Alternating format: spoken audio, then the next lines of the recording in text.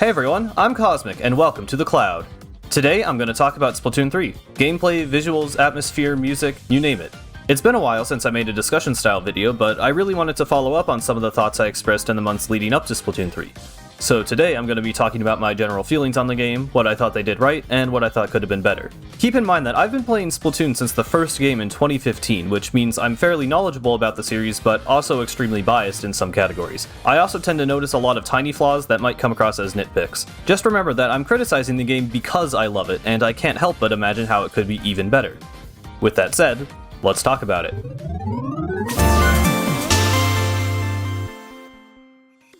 The first thing I noticed when playing the Splatfest world premiere back in August was that the game feels great to play.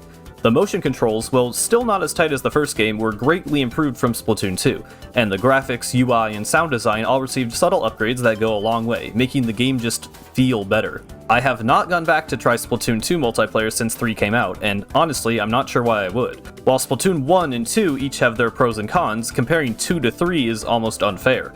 3 is an indisputable upgrade in almost every area. Almost. We'll get there. Also very important to note is the Squid Roll and Squid Surge. The roll is a pretty incredible addition that raises the skill ceiling for every weapon. New options for moving around the map, new ways to interact with other players in combat, and a new level of mobility that some slower weapons desperately needed in order to compete with everyone else. I find it kinda strange that most of the reviews and early gameplay I've saw of Splatoon 3 hardly featured any rolling at all, as I think this option alone makes Splatoon a significantly more interesting experience for seasoned video game players, but I guess that's gaming journalism for you. The Squid Surge, while less groundbreaking, is a nice option that makes climbing half-inked walls less awkward and has some interesting situational uses that dedicated players will remember and use to their advantage. Now, there haven't been too many brand new main weapons added to the game yet, as the devs prioritized getting every previous main weapon in the game at launch. I think this was a good decision. While it's currently kinda weird to only have a single kit for even the basic splat weapons, this method gives players a ton of variety at the beginning of the game's lifespan. Plus, the Sheldon license system has streamlined weapon unlocks, allowing returning or even new players to play the weapons that interest them without having to grind all the way to level 30. Another thing to note about weapons is the upgraded models. Graphics are certainly not the most important part of an online shooter, but players often find a sense of identity through the weapons they play, so it's nice to see them not only looking better than ever, but more diverse, as weapons like the Range Blaster are more distinct from their basic counterparts, and weapon kits tend to have brand new color schemes or other details to set them apart. The specials in this game are fun. This is not an especially unique opinion, but I felt like a lot of the specials in Splatoon 2 were just kinda boring. They were generally much more team-oriented than the overpowered god specials of Splatoon 1, but in practice that just made them feel weak and unrewarding in solo queue. The specials in Splatoon 3 give power back to the individual players, and while it's still a good idea to coordinate specials with your team, it doesn't feel like you have to in order to have an impact on the game, which I personally think is great. Specials are really important to the feel of the game, as there is a strong sense of push and pull that comes from surviving long enough to build your special, then using it at just the right moment to turn a game in your favor. I really think they nailed the feel of specials in this game, and while I question the return of Tenta missiles, they aren't on many weapons and they don't control the entire flow of the game. This game feels less about relying on your special to move in, and more like you are rewarded for moving in and using your special well. Big thumbs up from me. Something that has not been received as favorably is Splatoon 3's map design direction. This has kind of been talked to death, at least by ProChara, so I'm not going to dwell on it too much, but in short, most of the maps in this game are small and limiting. In some ways this is good, as it forces players together and encourages lots of interactions in every match. But by limiting positioning and space, a lot of these interactions are not nearly as interesting. What really annoys me is how many walls are simply not inkable. Older Splatoon maps felt like Splatoon maps. They were made with stealth and wall climbing in mind. Most of the brand new maps in Splatoon 3 just kinda funnel you into the center where you'll be forced to immediately fight the enemy team, with much less room for interesting movement or even strategy. This becomes especially obvious when you play on maps like Flounder Heights and Museum de Alfonsino. These maps were taken from Splatoon 1, and while they have been reworked a bit, especially Flounder, they still retain most of what made them great in the previous entries. Interesting flank routes, opportunities for cool movement, and gimmicks that make them feel distinct while also being suited to Splatoon's unique gameplay mechanics. Then you go to Mincemeat Metalworks and oh, you have to go through the middle of the map, where the enemy E-leader can see you and kill you the entire time, and the clam basket is behind them. Oh, so yeah, what they're doing with the maps is a little confusing. A lot of these maps aren't really bad, but they definitely aren't as fun or distinct as ones we've seen in the past. And the new Mahi Mahi is just an absolute travesty. The maps aren't bad enough to make the game not fun, but I really hope we see bigger and more unique maps in the future.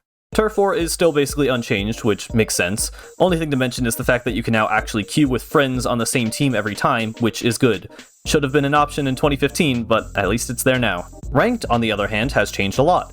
And honestly, I still don't know how to feel about it. I made 2 videos about Ranked before the game came out, and my final conclusion was that Anarchy Battles seem to be a great improvement over the previous game systems. And, well, it's not really. To put it simply, medals are way too good at helping you rank up. Even if you lose a series, you'll earn points back, and it's pretty easy to break even or even go positive almost every time.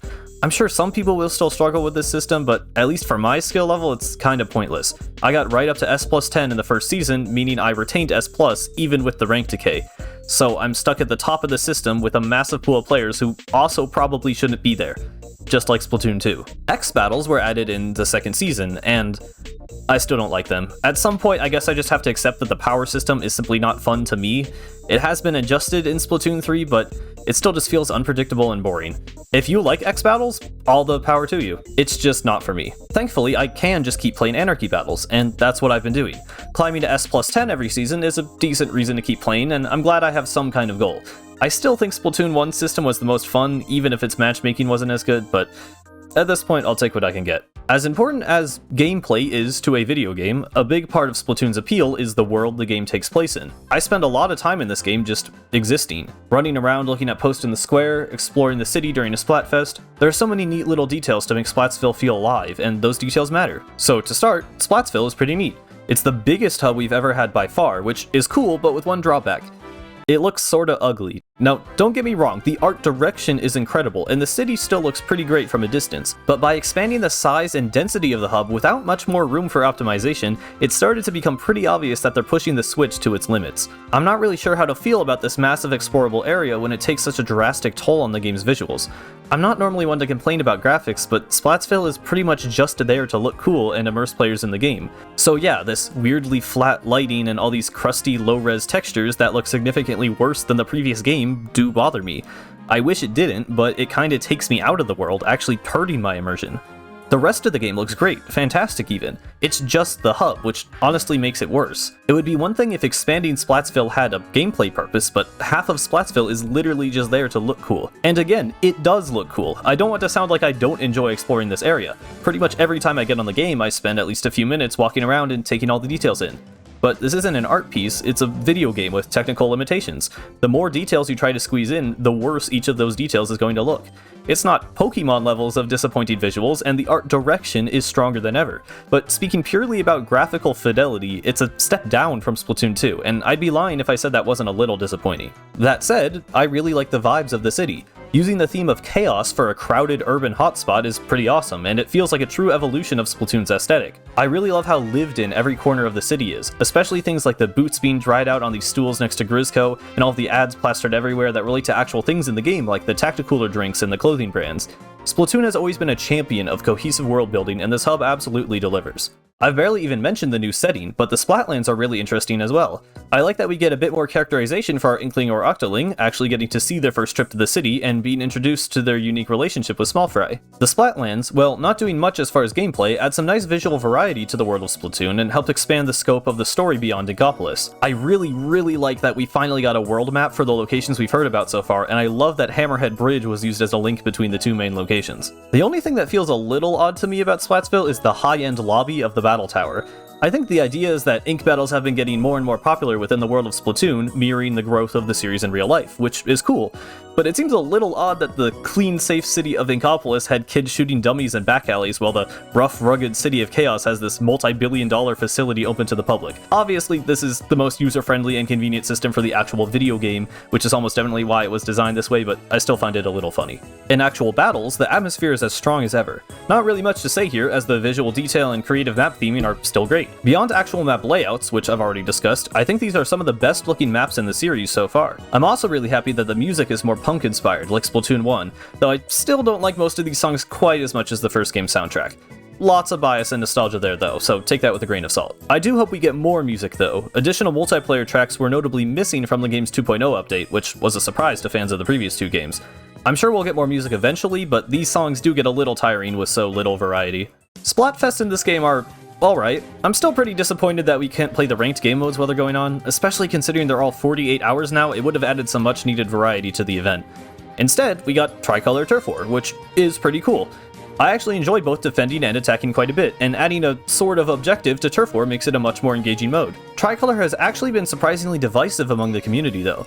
I didn't really share a lot of the complaints that other people did, but apparently there was enough backlash that Nintendo has rebalanced the mode twice now. I definitely think it was the right decision to allow players on both teams to select Tricolor rather than it being random, but on the other hand, now you can't queue into Tricolor with a team of 4, which kinda sucks. It's pretty cool going in with one friend and switching between attacking and defending, but some of the most fun I had with Tricolor was when I was defending with a full team of 4. It's kinda weird that that's just not an option anymore. I also really wish there were at least 2 Tricolor maps in rotation per Splatfest, as just one map can get kinda boring. I know they have to rework the maps to work for Tricolor, but Splatoon 2 had a fully unique Turf War map for every Splatfest. So yeah, in some ways, Tricolor actually feels like a downgrade. But overall, I still think the mode is fun and definitely a cool inclusion. The awkward matchmaking and poor balancing definitely messed with its initial reception, but time will tell if it ends up being liked more in the future. Salmon Run is the mode I personally care about the least, but I know for some people it's their favorite part of the game, and it's definitely still worth talking about. First of all, the new bosses are great. They fit right in with the ones from Splatoon 2, and I love that they can interact with the stage and other bosses. Like, fish sticks can give you a good vantage point to save teammates and throw eggs, but you'll eventually have to move due to Drizzler's Rain or Moz climbing up from below. Slammin' lids can be used as platforms as well, but they're actually best for killing other bosses that walk underneath them. Big shots add a whole new level of chaos around the egg basket, but their cannons can be used to your advantage to fire eggs right into the middle of the map. Some really neat design overall, and it's nice to see that the difficulty has risen, likely to balance against all the new movement options and the fact that you can now throw eggs. Kohozuna is also really cool. I like that you can see how close you are to encountering it, so that it can be something you actually work for rather than it being random like most of the other Salmon Run events. You also get scale drops, which can be used to buy rewards in the form of outfits, locker items, and banners. This is a pretty great incentive system that I think Salmon Run desperately needed. If you're like me, you pretty much just play Salmon Run to get the rewards, notably money, gear, and ability chunks that help you out in the rest of the game. In Splatoon 2, once I was satisfied with the gear I had, I barely ever played Salmon Run. But now in Splatoon 3, there are tons of items that take significant time and effort to collect. Possibly too much time for some of them, honestly, but I guess these rewards are meant to last at least a couple years, so fair enough. I'd rather have something to work for than not. I don't have a lot to say about Big Run. I think my favorite part was honestly just the amount of effort put into making this event feel super ominous and creepy. The fog throughout the city, the emergency alerts on the TV screens, the helicopters taking off from the roof, the cello cover of clickbait inside of Grizzco. It was just really cool to see this dark atmosphere in what is normally this happy, untouchable hub area. The actual gameplay was pretty nice too. Wahoo World works surprisingly well as a Salmon Run map, and it was cool to see it transform for the event. I honestly can't imagine Salmon Run working too well on many other maps, but I guess we'll just have to wait and see what they do. Alright, time to wrap this up with some miscellaneous thoughts. Lockers. They're pretty neat. I know some people wanted full-on apartments, but honestly this feels like a much more logical and seamless way to incorporate some extra customization into the game. It's really fun checking in on these every now and then to see what cool or weird or creative stuff people do. Nice little feature. Table Turf Battle will be much more interesting once it has multiplayer. I like that we get some extra dialogue from more minor characters, and the game is pretty fun once you build a decent deck. But yeah, this is currently the most forgettable mode in the game. It's a cool inclusion and I'm excited to play against friends, but as it is now, it's just okay. Lastly, I just want to reiterate that I love this game. Even if some aspects were disappointing or just aren't quite there yet but could be in updates, it is a good game. The core gameplay of Splatoon is not only still there, but enhanced by new movement options and weapons. The series' personality shines through every mode and menu, remaining true to the Splatoon vibe while introducing a slightly new look and feel. In my eyes, Splatoon 3 is absolutely deserving of being called a true sequel. It expands and improves just about every part of the previous games. It has a few missteps here and there, but it's the game with the most and arguably the best content of the trilogy. Alright, thanks for watching. With that, this has been... Wait, this game has a single player? No, it doesn't. No. Look, I'm gonna be honest. I did not like Return of the Mammalians. I know in my Let's Play it kind of seemed like I was enjoying it, and I did. I mean, there were good moments, but I just had a lot of problems with it. If I do talk about it, it's gonna need its own video. It might even need 2 videos. And I kind of do want to make those, but I've been hesitant partly because of how new the campaign is, and partly because it would be the most negative video I've ever made, and I'm not sure the community needs that right now. At the very least, I would like to make a video talking about level design and how the different Splatoon campaigns approach objectives and progression. So look forward to that. It'll be done eventually. Anyway, for real this time, thanks for watching. If you want to see more from me, you can follow my Twitch for streams or my Twitter for art. But with that, this has been Cosmic. Farewell.